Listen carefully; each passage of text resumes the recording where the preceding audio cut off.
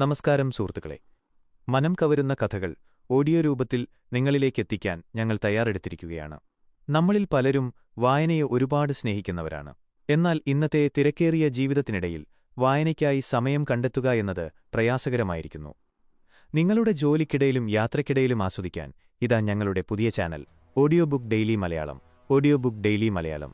ഹൃദയസ്പർശിയായതും ആവേശകരവുമായ കഥകൾ ഇനി നിങ്ങൾക്കായി ഞങ്ങൾ ഇതിലൂടെ പങ്കുവയ്ക്കുന്നു. നിങ്ങളുടെ സ്നേഹവും പിന്തുണയും ഞങ്ങൾ പ്രതീക്ഷിക്കുന്നു. ദയവായി ഞങ്ങളുടെ ചാനൽ സബ്സ്ക്രൈബ് ചെയ്യുക, നിങ്ങളുടെ സുഹൃത്തുക്കൾക്കും ഷെയർ ചെയ്യുക. അപ്പോൾ നമുക്ക് ആദ്യ എപ്പിസോഡിലേക്ക് കടന്നാലോ? ആദ്യ കഥ ദ ലോങ് വാക്ക്. നമുക്ക് തുടങ്ങാം.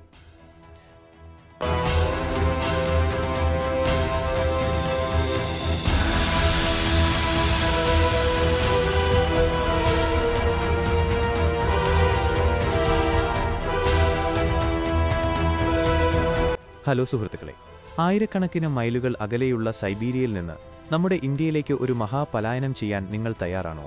എല്ലുമരവിപ്പിക്കുന്ന തണുപ്പിൽ റഷ്യൻ കമ്മ്യൂണിസ്റ്റുകളുടെ കാവലിൽ നിന്ന് രക്ഷപ്പെട്ട സാഹസികരുടെ കഥ നിങ്ങൾക്കായി. ഈ കൊടുന്തണുപ്പിലെ ആവേശകരമായ കഥ കേട്ട് ആസ്വദിക്കൂ. ഞങ്ങളുടെ പുതിയ കഥാ ചാനൽ സബ്സ്ക്രൈബ് ചെയ്ത് സപ്പോർട്ട് ചെയ്യൂ. ഞങ്ങളെ ഇവിടെ എത്തിക്കുമ്പോൾ പുലർച്ചെ മഞ്ഞ് പെയ്യുകയായിരുന്നു. സൈബീരിയയിലെ ക്യാമ്പ് നമ്പർ 303 ആർട്ടിക് ധ്രുവപ്രദേശത്തുനിന്നും ഏകദേശം 400 മൈൽ ദൂരത്താണ്.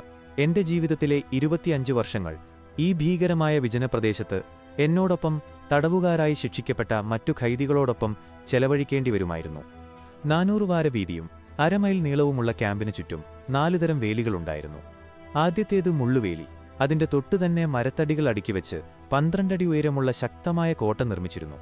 അതിനു പുറമെ അതേപോലെയുള്ള മറ്റൊരു മരക്കോട്ട കൂടിയുണ്ടായിരുന്നു. 4 കോണുകളിലുമുള്ള ഉയർന്ന കാവൽ ഗോപുരങ്ങളിൽ മെഷീൻ ഗണ്ണുകളുമായി സദാ സന്നദ്ധരായ ഗാർഡുകൾ കഴുകൻ കണ്ണുകളോടെ തടവുകാരുടെ നീക്കങ്ങൾ നിരീക്ഷിച്ചുകൊണ്ടിരുന്നു. ക്യാമ്പിന്റെ പ്രധാന കവാടത്തിനു സമീപം ജീവനക്കാരുടെ താമസസ്ഥലങ്ങൾ, അടുക്കള, സ്റ്റോർ റൂം തുടങ്ങിയവയുണ്ടായിരുന്നു. മരക്കോട്ടയുടെ പുറത്തായി വീണ്ടും മുള്ളുകമ്പികൾ ചുരുളുകളായി വലിച്ചുകെട്ടിയിരുന്നു. മരക്കോട്ടയ്ക്കും മുള്ളുവേലിക്കുമിടയിൽ ക്യാമ്പിനു ചുറ്റും നടക്കാൻ പാതയുണ്ടായിരുന്നു. ഓരോ മണിക്കൂർ കൂടുമ്പോഴും പോലീസ് നായ്ക്കളുമായി അവിടെ പട്രോളിംഗ് നടക്കുമായിരുന്നു. തടവുകാരുടെ ബാരക്കുകൾക്ക് 80 അടി നീളവും 10 അടി വീതിയുമുണ്ടായിരുന്നു. കാറ്റിൽ നിന്നും മഞ്ഞുവീഴ്ചയിൽ നിന്നും രക്ഷ നേടാൻ ബാരക്കുകളുടെ മേൽക്കൂരകൾ ഒരു വരാന്ത പോലെ താഴ്ത്തി നിർമ്മിച്ചിരുന്നു. ഞങ്ങൾക്ക് മുൻപേ എത്തിയ തടവുകാരെക്കൊണ്ട് ആ ബാരക്കുകളെല്ലാം ഇതിനകം നിറഞ്ഞിരുന്നു. കൊടും തണുപ്പുള്ള ആ ക്യാമ്പിൽ ബാരക്കുകളില്ലാതെ രാത്രി കഴിച്ചുകൂട്ടുക അസാധ്യമായിരുന്നു. ദീർഘയാത്രയുടെ ക്ഷീണത്താൽ ഞങ്ങളെല്ലാവരും പകുതി ജീവൻ പോയ അവസ്ഥയിലായിരുന്നു. ഞങ്ങളുടെ ഭാവി എന്താകുമെന്ന് ഞങ്ങൾ ചിന്തിച്ചിരിക്കുമ്പോഴാണ് ചില സൈനികർ ഒരു വേദി കൊണ്ടുവന്ന് ക്യാമ്പിന്റെ നടുവിൽ വെച്ചത്. തുടർന്ന് ഉദ്യോഗസ്ഥരുടെ ഉത്തരവനുസരിച്ച് സൈനികർ അതിനു ചുറ്റും വലയം തീർത്തു. പുതിയതായി വന്ന എല്ലാ തടവുകാരോടും അവിടെ ചുറ്റും നിൽക്കാൻ ആവശ്യപ്പെട്ടു. കുറച്ചു സമയത്തിനു ശേഷം യൂണിഫോം ധരിച്ച ഒരു സൈനിക ഉദ്യോഗസ്ഥൻ അവിടെ എത്തി വേദിയിൽ കയറി നിന്നു. മുൻനിരയിൽ നിന്നിരുന്ന ഞാൻ അവനെ സൂക്ഷിച്ചു നോക്കി. നരച്ച മുടിയുള്ള അവൻ ഒരു സാധാരണ റഷ്യൻ സൈനിക ഉദ്യോഗസ്ഥനെപ്പോലെ തോപ്പിച്ചു.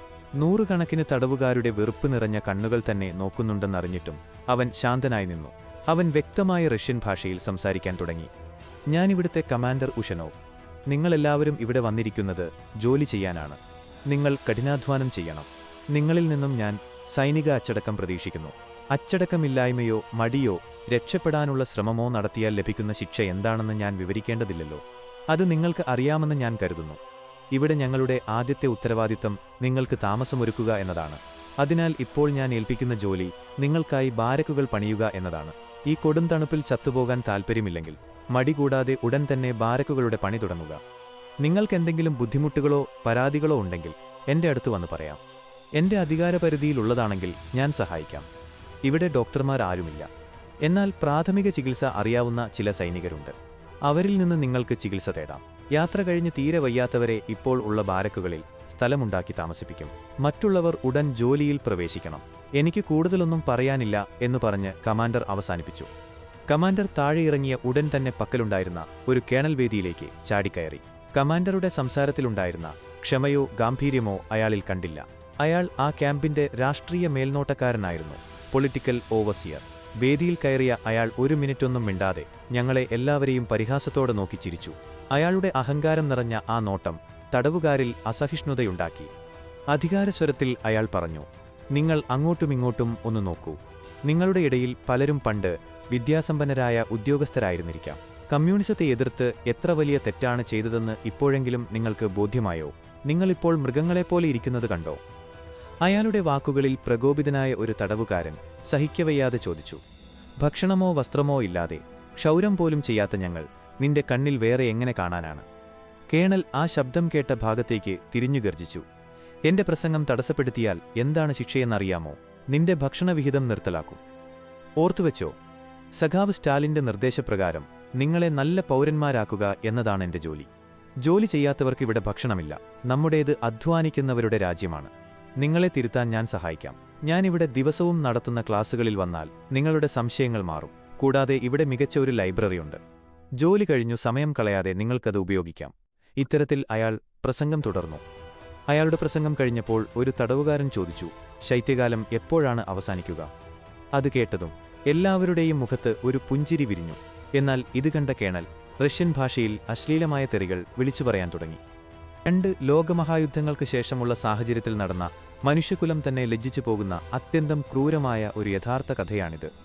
നാസി ഹിറ്റ്ലറേക്കാൾ ഭീകരമായ പൈശാചിക കൃത്യങ്ങൾ ചെയ്ത കമ്മ്യൂണിസ്റ്റുകാരുടെ കഥ.